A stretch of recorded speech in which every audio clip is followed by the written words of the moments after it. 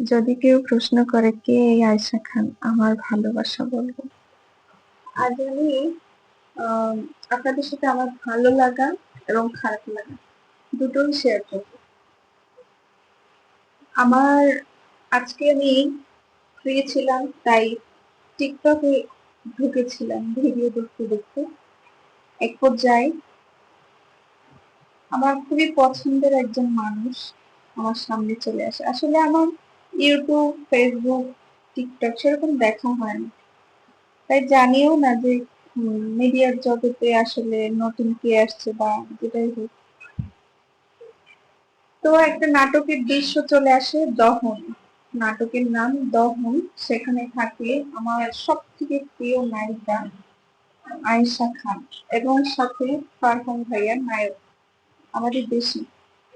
তো নাটকটা দেখে আমার দু চোখে পানি চলে আসছে। পরে আমি নাটকটা সার্চ করে ইউটিউবে গিয়ে দেখলাম। দেখে আমার এত ভালো লাগছে।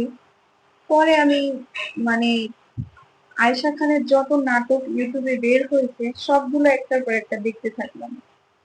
এক পর্যায়ে তুই জীবন নাটকটা দেখলাম।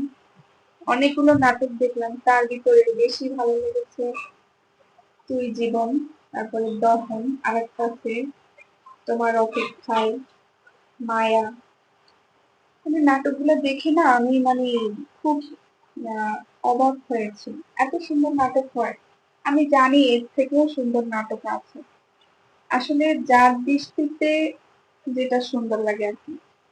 আর একটা কথা কি যার মন সুন্দর তার কাছে পৃথিবীর সবকিছুই সুন্দর লাগে। তো আয়েশা খান আপুর নাটকগুলো খুবই ভালো, অনেক সুন্দর গল্প। আমার এই ভিডিওটা পাওয়ার জন্য যদি কোনোদিন আমার এই ভিডিওটা তার কাছে যায়, যদিও আমি সেলিব্রিটি না বা আমি কিছু চালাই না, ফেসবুক, ইউটিউব কিছু চালাই না, তবুও আপনার উদ্দেশ্য করে আজই আমি ইউটিউবে এই ভিডিওটা পোস্ট করতেছি। আহ আয়েশা খান আপু, আপনার ভিডিও, আপনার প্রত্যেকটা নাটক আমার খুবই ভালো লাগে। আপনি এগিয়ে যান। আর আপনাকে আমি অনেক ভালোবাসি। এক কথায় যদি ছেলে হতাম আমি আপনাকে বিয়ে করতাম।